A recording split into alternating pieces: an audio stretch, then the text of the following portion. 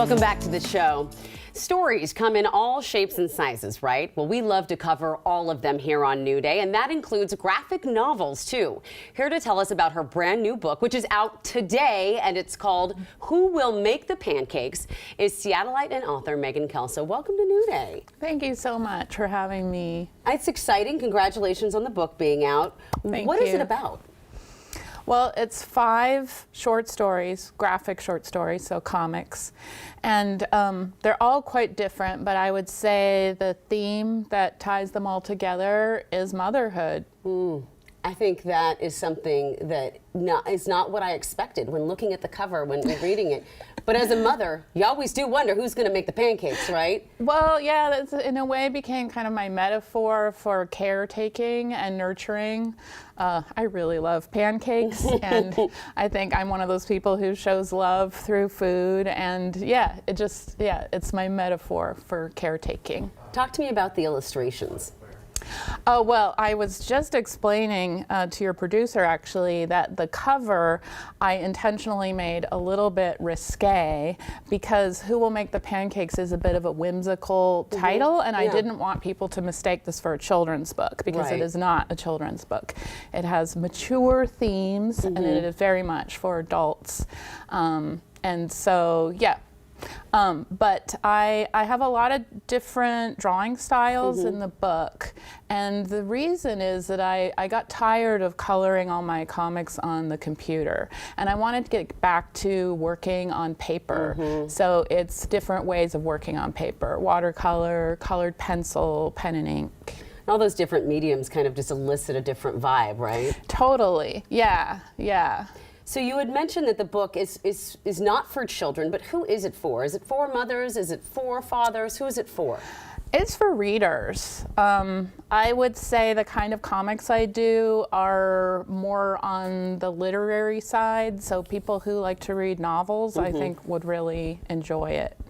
And I think it's interesting, as kids, we loved reading the comics, right? Yes. And I think it resonates with us in a way where it helps. We were talking about this before we started taping about how the images, the art kind of help you read the story in a different way.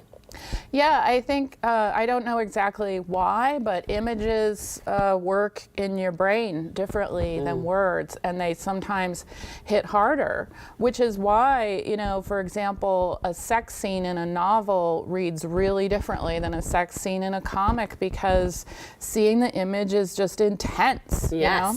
And as cartoonists, we have to be aware of that and sometimes, like, maybe pull back a little because people aren't often used to that sort of power that an image has, especially combined with words, you know, to make a narrative. Yeah, you said that this is 5 short stories and it's about motherhood. How much of your experience as a mother and maybe even your own mother helped contribute to this?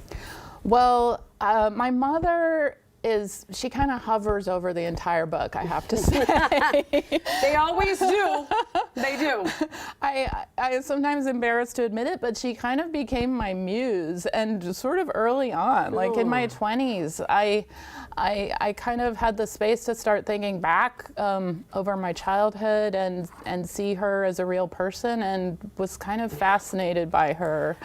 So a lot of the kernels of the stories start with like stories she told me about her childhood, and yeah.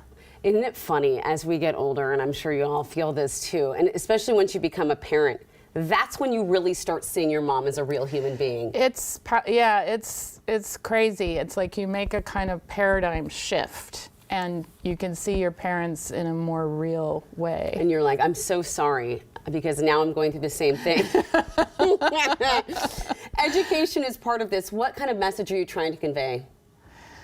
Oh, well, there's a story in this book about a teacher, and he was really interested in passing on to us this idea of how important risk is in your life. Like, it's important to take on risk. Yeah.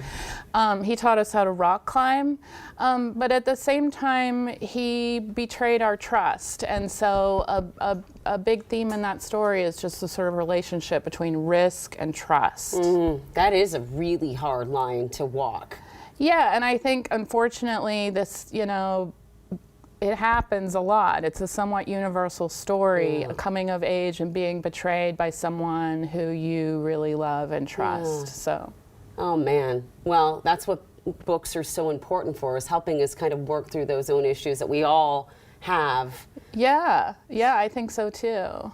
All right, well, before I let you go, I know that you have an event coming up. Will you tell us about it? Yes, Short Run Comics and Arts Festival is this Saturday, November 5th. It's free. It's at the Seattle Center in Fisher Pavilion, and it's comics creators, and most of them make their own books, and so the artists are right there at the table to talk to you, and it's amazing. If you're interested in art, you should go. And then on Sunday, the day after, I'm being interviewed at the downtown Seattle Public Library as part of a short run event. Wonderful. It's from 1 to 3, and I'm going to be interviewed by Phyllis Fletcher, who's a local radio personality. That'll be fantastic. Well, thank you so much for coming. The book is Who Will Make the Pancakes? Megan Kelso, thank you so much. Thank you. All right.